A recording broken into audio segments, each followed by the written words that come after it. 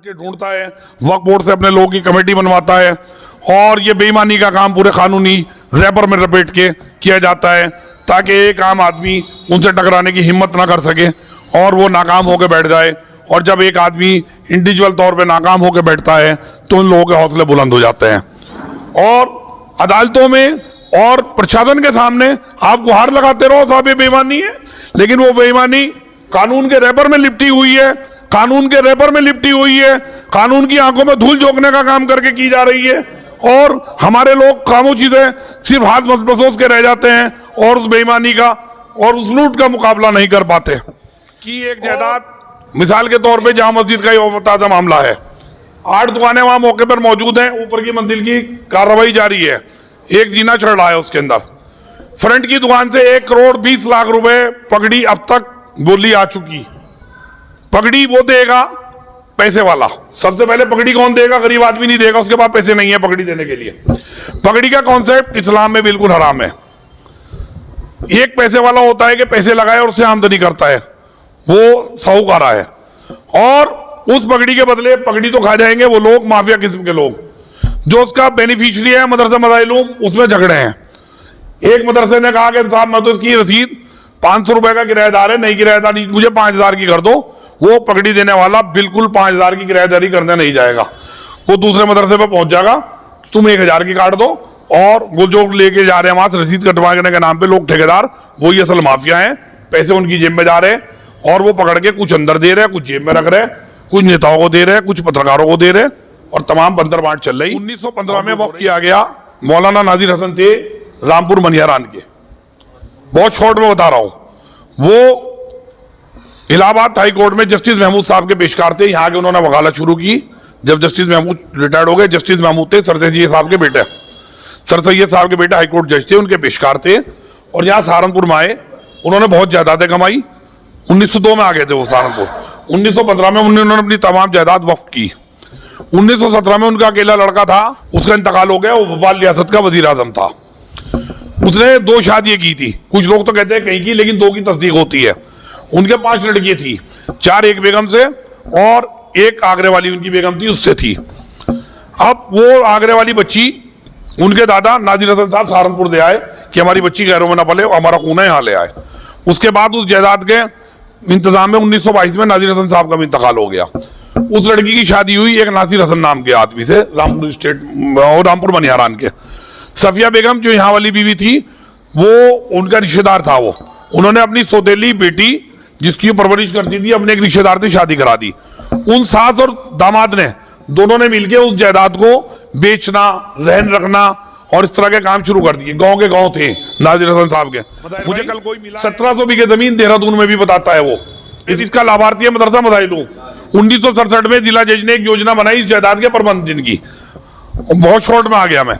उसमें यह तय हुआ, जिला जज ने तय किया कि 3 आदमी मदरसा मदाइलूम के रहेंगे इसके अंदर कमेटी में, 2 आदमी उनके कबीले के या खानदान के। 5 आदमियों की कमेटी बनी 1967 में। उसके अंदर एक अलीगढ़ के साहब थे मदरसा मदाइलूम की कार्यकारिणी में जो थे मौजूदा में, एक जो है शायद दिल्ली के थे शफी साहब, और एक उसके अंदर थे मौलाना अब्दुल मालिक साहब मदरसे के, जो खजांची हुआ करते थे, ईरान मरान मोहल्ले में हुआ करते थे। इसका वक्फ का प्रबंधन बिल्कुल अलग है, मदरसा मदाइलूम से कोई इसका मतलब नहीं है, लेकिन लाभार्थी मदरसा मदाइलूम है सहारनपुर की जायदादों से किराए का। चूंकि मदरसा 1967 में 1 था, 2 नहीं था। 1985-86 में आगे मदरसे के 2 भाग हो गए। 2006 तक वो कमेटी चलती रही, कोई विवाद नहीं हुआ, मदरसा मदाइलूम में किराया आता रहा उसका। 2006 के बाद मौलाना अब्दुल मालिक का इंतकाल के बाद मदरसा मदाइलूम वक्फ से मौलाना नाजीम सईदी ने इत्तला दी वक्फ बोर्ड को कि साहब वो कार्यकारिणी खत्म हो गई, आखिरी सदस्य उनका इंतकाल हो गया, अब इसका जायदाद का प्रबंधन कैसे होगा। तो 2007 में एक कमेटी बनी, उसमें 5 आदमी लिए गए। मौलाना अब्दुल्ला मुखीदी अजराड़े वाले, मौलाना रियाजुल हसन नदवी साहब जो इस वक्त बीमार हैं, भटपुरा वाले मदरसा मदाइलूम में शेखुल हदीस थे, और मौलवी इरशाद साहब जो मदरसे के मौजूदा खजांची थे, उनका भी इंतकाल हो गया 1-1.5 साल पहले। 2 आदमी रामपुर से लिए गए, कमेटी बन गई।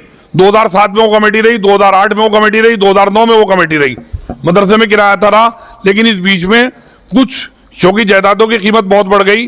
वहां एक ढाबा हुआ करता था एक सरदार का, उसमें रोज झगड़ा होता था कि साहब ये शराब पिलाता है, वो पिलाता है। एक शातिर आदमी ने, मैं नाम नहीं लूंगा, पाबंदी लग गई यहाँ। एक हमारे जिले के शातिर राजनीतिज्ञ ने उस इलाके के लोगों से रोज शिकायत कराता था मदरसे में कि ये आज वहां ये हो रहा, आज वहां ये हो रहा। फिर ये हुआ भाई सरदार को हटाओ, आज ये सरदार तो हटने के पैसे लेगा। 6 लाख रुपए उसको दे के एक राजा नागपाल, रमेश नागपाल के आदमी को बैठा दिया गया वहां। उसने 1500 रुपए किराए की रसीद ली और 6 लाख रुपए उस किराएदार को दे दिया। वो रमेश नागपाल का आदमी जिले के मशहूर सियासतदान हैं, खूब प्रॉपर्टी का काम करते हैं, औकाफ की कत्तर बांट बहुत करते आ रहे हैं। एक जिले के समाजवादी पार्टी की सरकार में बहुत ताकतवर मिनिस्टर हुआ करते थे, उनके बड़े नजदीकी हैं। नाम मैं नहीं लूंगा, इशारे से सब समझ जाएंगे, क्योंकि पाबंदी लगा दी गई नाम लेने में। उनकी नजदीकी का फायदा उठा के 1990 से उनकी अमीरी का सफर शुरू होता है। 1990 में जनता दल की पहली सरकार में भी वो ताकतवर मिनिस्टर थे और आज 2022 तक 1000 करोड़ रुपए की प्रॉपर्टी सहारनपुर के औकाफ की खुर्द हो चुकी है। ईदगाह कदीम 55 बीघे जमीन, किराया मात्र 1.5 लाख रुपए महीना आज की तारीख में। खरीदने जाओ कोई वहां, एक छत 30 लाख की, 35 लाख की हालात ये हैं। कासिम साहब बेटे 1800 बीघे का इनका कब्रिस्तान लूट गया। बहुत सारी मिसाल है। अब वक्फ नाजिर हसन पे आता हूं, जो करंट का मुद्दा है। अब इसमें 2009 के बाद इसमें दारुल मदरसे वालों की ने कमेटी बनवाई वक्फ बोर्ड से। उसमें मौलवी हबीबुल्लाह सदर हैं, मौलवी हबीबुल्लाह मदनी, मौलाना अरशद मदनी साहब के साहबजादे, जो अम्बेडे में मदरसा चलाते हैं। मदरसा मसाइल जदीद से इसमें सदस्य फिलहाल जो कमेटी में है वो डॉक्टर रियाज साहब हैं और मौलाना शाहिद के छोटे भाई मौलाना साजिद साहब हैं। 3 आदमी हो गए मदरसे के, चूंकि मौलवी हबीबुल्लाह उनकी शुरा के भी मेंबर है वहां पे। 2 आदमी इसमें उन्होंने अपने जानने वाले रामपुर से रखे हैं। 5 आदमियों की कमेटी है। अब हम दोनों इस स्थिति को मालूम करने के लिए मदरसा मसाइलूम में गए, दोनों में, कि भाई सच्चाई बताओ क्या है। ये सब जो जानकारी दी है वो बताई। दोनों मदरसों की जानकारी में कोई फर्क नहीं है, रत्ती मार्क्स भी। हमने पूछा कि किराया कौन कौन दे रहा है। उस प्रॉपर्टी में 322 में 16 किराएदार है। इस प्लॉट के ऊपर अकेला किराएदार रमेश नागपाल 1500 रुपए महीना 31 दिसंबर की तारीख तक मदरसा मसाइलूम वक्फ में लाभार्थी के तौर पे मुंशी आरिफ को जमा करा के गया। अब वहां निर्माण भी चल रहा है। अब उसकी पत्ती है, उन राजनीतिज्ञों की पत्ती है। इसमें 8.5 करोड़ रुपए अब तक बोली आ चुकी दुकानों की, जो हमारे पास जानकारी है। ये जामा मस्जिद के सामने जो जाफर नवाज का नुक्कड़ है, सहारनपुर इलेक्ट्रिक प्रेस के बराबर में, जाके देखिए दुकानों पर शटर लग गए। नदी पार करने के बाद जाफर नवाज मोहल्ले के नुक्कड़ पे बराबर में, पहले बीच में बंजारे की ताल है, उसके बराबर में कोने पर 2 साइड। अब इसमें हम लोगों ने मसाहिर भाई क्या भी जिक्र करूंगा, एक बहुत बड़ा कारनामा है इनका भी लोगों का इसमें।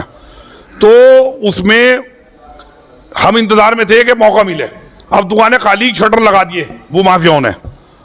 अब जब शटर लग गए तो हमने सब लोगों के सहयोग से, जिले के जिम्मेदार सबको फोन करके उन्होंने और पत्रकारों ने फोन किया। उस जायदाद में फिलहाल हमें स्टेटस ये है, किसी मदरसे के कब्जे में नहीं है वो जायदाद, भौतिक तौर पे, फिजिकल तौर पे, और उसमें सील है प्राधिकरण की।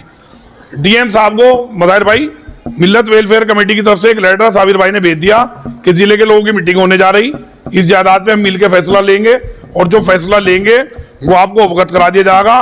वो फैसला इंशाल्लाह औकाफ की बेहतरी में होगा, जो सब आप लोग लेंगे और आपको लाभ होगा। और मेरा ऐसा अनुमान है उस जायदाद से अगर बेरोजगारों को रोजगार दिया जाए, 1-1.5 लाख रुपए महीने की वहां मौके पर आमदनी हो सकती है फिलहाल, जो सिर्फ 1500 रुपए हो रही है।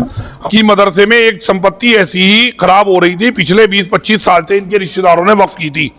इनके ताया थे गालिबन तिड़फवा में 150 बीघे जमीन थी, बंजर पड़ी थी, लिफ्टिस खड़े थे, बहुत मोटे मोटे हो गए, लोग छाकाएं गिर जाती थी, उठा के ऐसे ले जाते थे। गांव में झगड़े होते थे, गांव वाले रोकते थे, उठाया। दोनों मदरसों में आए जिम्मेदारी है। इन्होंने कहा भाई इस जमीन पे या तो झगड़ा खत्म कर लो, वरना ये वापस ले रहे हैं और हम बोवेंगे और इसकी हम वक्फ गांव में बांट देंगे आमदनी। तो वो दोनों मदरसे मजबूर हुए ताकत के आगे। अवाम की ताकत से बढ़ के कोई ताकत नहीं। 75 बीघे रस्सी डाल के एक को दे दी इन्होंने, 75 बीघे एक को दे दी। मौजूदा पेड़ खड़े थे, इनके साथ लियाकत अली चेयरमैन जो अल्पसंख्यक आयोग रहे और चौधरी इरशाद साहब, एक कामयाबी की मिसाल है जिले में। 60 लाख रुपए के इन्होंने पेड़ बेचे ओपन बोली करके, वहां 30 लाख रुपए इस मदरसे को जमा करे, 30 लाख इधर को करे, शांति से विवाद नहीं बढ़ गया। आज मीटिंग का मकसद यही है, हमने सांसद जी को भी बुलाया, विधायकों जी को भी बुलाया, जितने गणमान्य लोग जिले के हैं संवैधानिक पदों पर रह चुके हैं, इनको रजिस्ट्री भेजी, एजेंडा भेजा, डीएम साहब वाली चिट्ठी भेजी। दोनों मदरसों के नाजिम को कहा गया कि यहाँ अपना प्रतिनिधि भेजे। मौलाना हबीबुल्लाह मुकद्दरी को आ गया, टेलीफोन से इत्तला दी गई। अब भी आते तक तो शहर में चर्चा है उन भूमि माफियाओं की। दोनों मदरसे मैनेज है, वक्फ बोर्ड मैनेज है, हबीबुल्लाह मैनेज है, कोई हमारा कुछ नहीं बिगाड़ सकता। अब हम लोगों ने हम लोग फरियादी हैं, हम लोगों ने तो इसमें जो मेहनत की आपके साथ ने झोली में रख दी। अब जो जिले के सरकर्ता हजरात, ये हमारे सीनियर हैं, इनका तजर्बा है, ये हमारे बड़े हैं, जिस तरीके से इस मसले को हल करेंगे हम इनकी बात को मानेंगे। तो दफा हमारी सिर्फ एक ही डिमांड है, इस वक्त से गरीब लोगों को लाभ पहुंचे, माफियाओं के चंगुल से छूटे, मदरसों की आमदनी बहुत ज्यादा